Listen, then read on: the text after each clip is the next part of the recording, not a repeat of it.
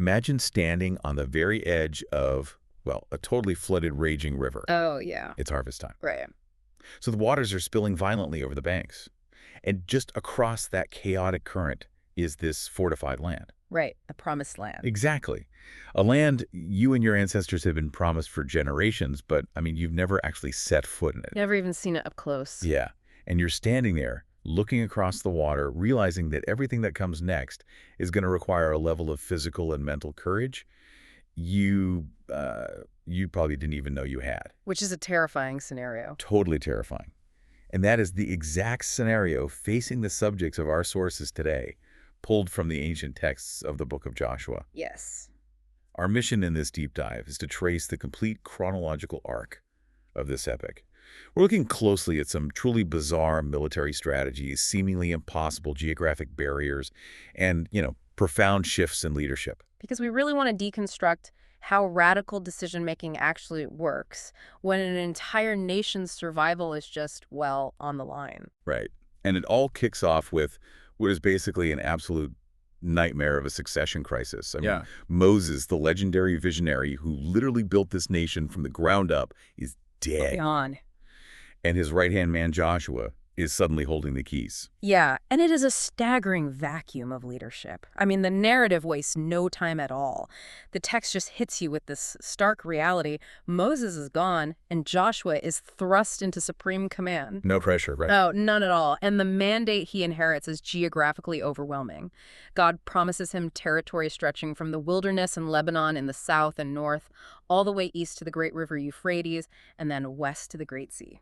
So a massive area. It is a vast, intimidating, deeply hostile empire filled with established kingdoms. Okay, so let's unpack this for a second. If you were stepping into a leadership role, taking over from a giant, like Moses is, like the ultimate impossible act to follow. Oh, for sure. To put it in modern terms, it's kind of like being named the CEO of a massive industry-defining tech company the exact same day its visionary, iconic founder passes away. That's a great way to put it. Everyone in the boardroom is looking at you, secretly placing bets on how fast you're going to crash the stock. Exactly.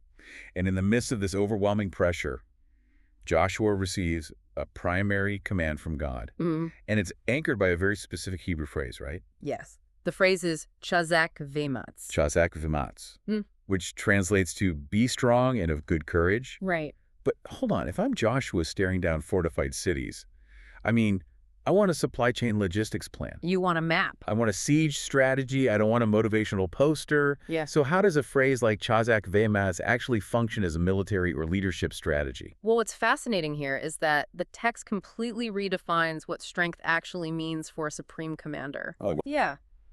When Joshua is told to be strong and courageous, it's not followed by instructions to forge iron weapons or, conscript more infantry. The courage required here is entirely tied to obedience and a very specific kind of decision-making. Okay, how so? The tactical advice given to Joshua is to keep the book of the law in his mouth, to meditate on it day and night, and to not turn from it to the right or to the left. Wait, so the strategy is literally read the manual and don't deviate. Exactly. Because his strength isn't supposed to be rooted in sheer military capability. It's a psychological and spiritual fortification. Oh, wow. Yeah, the word chazak implies a firm, unyielding grip, while emat suggests a mental alertness and bravery. By forcing Joshua to anchor his mind in the law, the text is essentially saying that true leadership in this context isn't about improvising brilliant battlefield tactics. Right, it's not about being the smartest guy in the room. No, it's about an unwavering reliance on the God behind the text.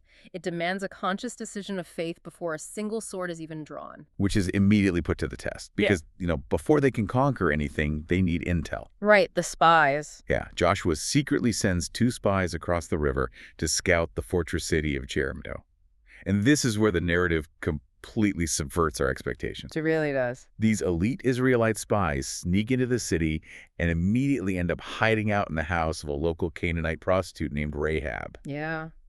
But word leaks out. Yeah. The king of Jericho finds out they are in the city, and he sends his guards directly to Rahab's door to demand she hands them over. And in a split second, Rahab has to make a life-altering decision. Right. She chooses to commit treason. She takes the 2 Israelite spies, hides them up on her flat roof under piles of flax stalks she had laid out to dry, and then turns right around to face the king's guards. Just looking them dead in the eye. Dead in the eye.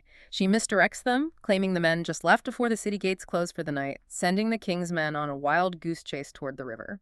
See, here's where it gets really interesting for me. Rahab then goes up to the roof and brokers a deal with these spies. And her reasoning is just stunning. It is. She tells them, "We are terrified of you." She says the hearts of the Canaanites have literally melted because they heard how Israel's God dried up the Red Sea like decades ago. Decades, yeah, the reputation preceded them. Exactly. Yeah. She recognizes the absolute power of this God, demonstrating an incredibly radical faith, and says, "Our life for yours." She demands a guarantee of safety for her family. And they agree on a signal. The scarlet cord, right. She is to tie a scarlet cord in her window. But I am just hung up on the sociology of this whole thing.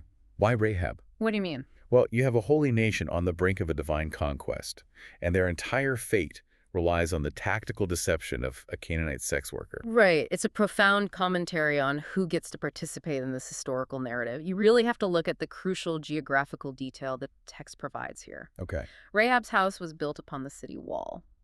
The text says she dwelt on the wall. Literally living on the edge. Precisely. Her physical location mirrors her social and spiritual location. As a sex worker, she is marginalized. She's operating in the liminal spaces of Jericho's society. The outskirts. Yeah, the city has likely failed her in many ways, leaving her with no deep loyalty to its king. And that architectural placement on the wall is what allows her to actually lower the spies down by a cord through her window so they can escape to the mountains. Oh, wow. So the geography actually dictates the escape plan. Exactly. Okay. By making this massive decision of faith, she transforms from an overlooked outsider into the literal bridge between the Canaanites and the Israelites. She becomes the savior of her family and an essential agent in Israel's history. So the spies escape, they hide in the mountains for a bit, and eventually make it back to Joshua to say, "The land is ours." They are absolutely terrified of us. Which is the green light. It is. Which brings us to the first massive physical obstacle, Right. the Jordan River. Like we established at the top, it is harvest time. Right. The river is overflowing its banks. It's a muddy, raging flood.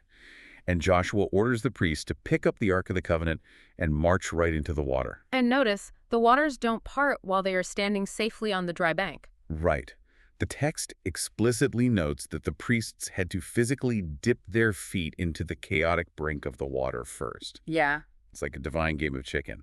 They had to commit to the flood before the miracle even manifested. If we connect this to the bigger picture, this geographical barrier forced a physical demonstration of the very faith Rahab just showed. I see that. Yeah, once their feet hit the water, the river flowing down from above stops. It rises up in a heap a great distance away at a city called Adam, while the water flowing down to the Dead Sea completely drains away. That's incredible. And then the priests march to the dead center of the dry riverbed and just stand firm while the entire nation crosses over. And they make sure they don't forget it too.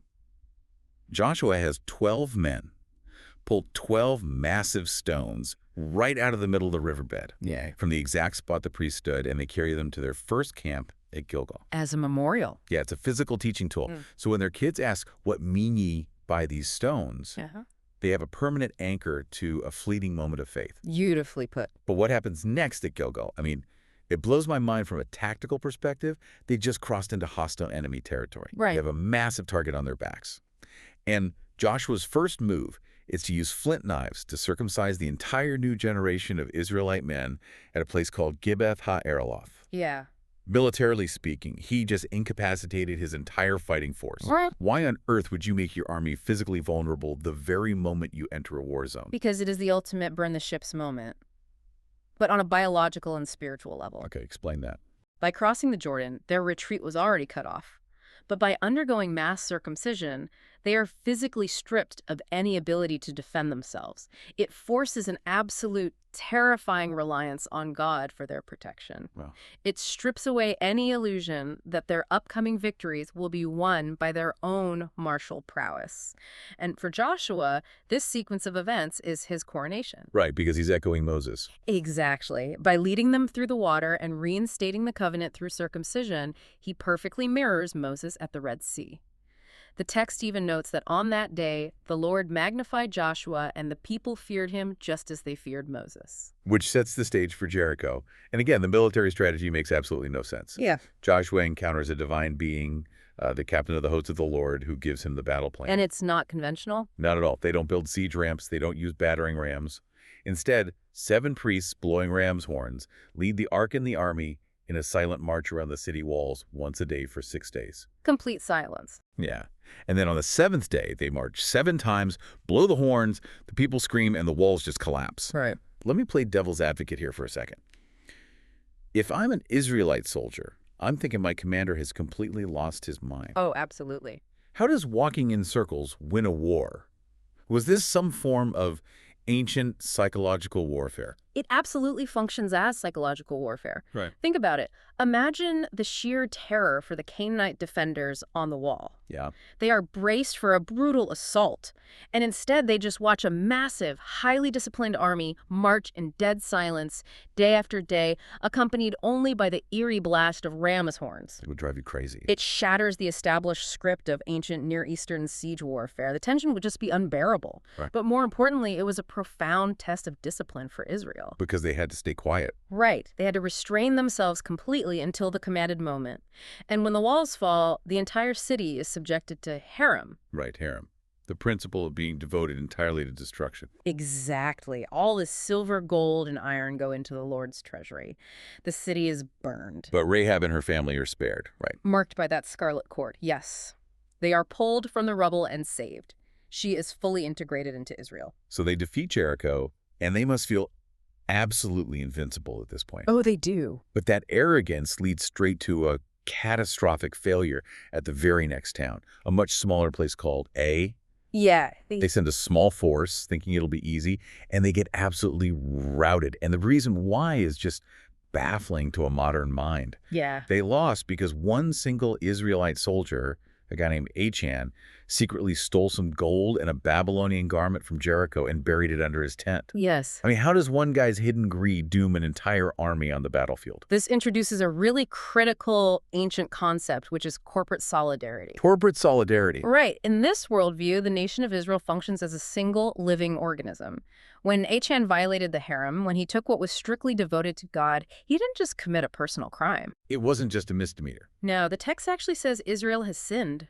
The spiritual contamination of one member infected the entire body, severing their connection to God's protection. Wow. Yeah. Once Achan's sin is exposed and he is executed, contamination is cleared. Only then does God tell Joshua to go back to A, this time using a brilliant tactical ambush, drawing the defenders out and burning the city, leaving its king hanged and buried under a pile of stones. The brutal lesson in cause and effect. Very brutal. But, as soon as they figure out how to win a physical battle, they get hit with a completely different kind of warfare. Basically, a geographic phishing scam. Oh, the Gibeonites. Yes. The Gibeonites, who live right down the road, realize they are next on the chopping block. So they weaponize geography. They show up at Joshua's camp wearing tattered clothes, carrying moldy bread and cracked wineskins. Looking like they've traveled for months. Right. They claim they are ambassadors from a deeply distant country seeking a peace treaty. And the Israelite leaders fall for it completely. They look at the stale bread, bypass their own security protocols by failing to consult God, and swear a binding oath to let them live. It's a perfect analogy, calling it a phishing scam. They trusted the superficial physical evidence without actually authenticating the source. Yeah. And 3 days later, the Israelites arrive at Gibeon and realize they've been completely duped. These people are their direct neighbors. But because of the sworn oath, they can't exterminate them. Right. So Joshua curses them to become hewers of wood and drawers of water for the congregation and the altar. But what does that actually mean in practice? It kind of sounds like they just made them do some chores. Oh, it's much deeper than chores. It's total economic and social subjugation. Really? Yes. By making them hewers of wood and drawers of water, Joshua absorbs the Gibeonites into the lowest tier of the Israelite economy. They are forced into permanent menial labor specifically to service the sanctuary. Okay, I see. It neutralizes them as a military threat by turning them into a subjugated, dependent labor class, forever tied to the very religious system they tried to deceive. And that single treaty ends up dragging Israel into a massive regional war. 5 Amorite kings from the south decide to attack Gibeon just for allying with Israel. Yeah, a huge escalation. Joshua is forced to march all night, eventually routing them and trapping all 5 kings in a cave at Makeda. And then later, a massive northern coalition, led by Jabin, king of Hazor, attacks them at the waters of Merom. Which introduces a completely new problem. Exactly, a terrifying technological gap. The northern coalition has horses and chariots. And to put that in perspective for you, the listener, imagine showing up to fight an infantry war with just swords, and the enemy suddenly rolls out a line of armored tanks. Yeah, the technological and geographical advantage of iron chariots on flat ground was the ancient equivalent of air superiority. It must have terrified the Israelites. It did. Actually, during the later distribution of the land, the children of Joseph actually complained to Joshua about this. They say the hill country is too small for them, but they refuse to go down into the valley because the Canaanites down there have iron chariots. It just makes the task seem completely impossible. Right. But Joshua refuses to coddle them. He essentially tells them, look, if you are such a great people, take your axes, go up to the forest in the hill country, and chop it down to make room. Yeah, don't make excuses. Right. You are going to drive out the Canaanites, Right. regardless of their iron tanks. He commands them to take the hard path. Which really raises an important question about human psychology. Yeah. It's a question that is perfectly answered by Caleb during the same land distribution. Oh, Caleb is such a fascinating figure. He is. Caleb was one of the original spies who scouted the land with Joshua like 45 years earlier. Now he is 85 years old. 85. Yeah. He has survived the wilderness. He has survived all these wars. By all human logic, he should just ask for a quiet, safe, already conquered valley to live out his final years in comfort. Right. Just give the guy a beach house. He's earned it. Exactly. But instead, Caleb steps up and explicitly demands the mountain of Hebron. Now, this was formerly Kiriath Arba. It was the stronghold of the Anakim. Literal giants. Literal giants living in massive fortified cities. So at 85, Caleb demands the hardest, most dangerous geographical objective available. He says, give me this mountain because he has wholly followed the Lord. That's amazing. It speaks to the psychological value of lifelong purpose. Caleb knows that leaning into the hardest challenge rather than retreating into comfort is what actually keeps a person spiritually and mentally alive. And, spoiler alert, he successfully drives those giants out. Incredible. But, just when you think the dust has finally settled and the land is divided, a massive geographical crisis erupts that nearly destroys them from the inside out. Oh, the altar incident. Yeah.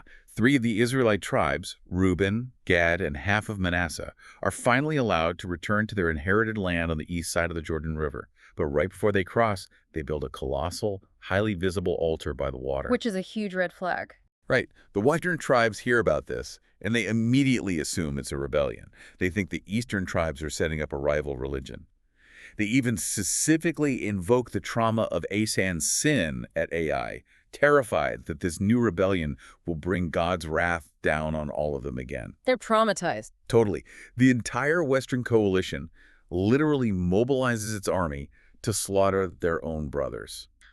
So what does this all actually mean? How does a pile of rocks almost trigger a civil war? Well, it exposes the deep existential dread they had regarding geography. The Western tribes applied their own worst-case narrative to the situation without even asking questions. They just jump to conclusions. Yes, but when confronted, the Eastern tribes explained that the altar wasn't for unauthorized sacrifices at all. It was a witness. A witness. Yeah. They were terrified that in future generations, the geographical barrier of the Jordan River would cause the Western tribes to look at the Eastern children and say, you live across the river, you have no part in the Lord. Out of sight, out of mind. Exactly. Geography dictates culture, and they knew the river would eventually sever their brotherhood. So they built an exact physical replica of the Lord's altar. It was a permanent monument designed to prove their shared identity despite their physical separation. So it was a massive sociological anchor. Yes. And once that was communicated, the tension just vanished.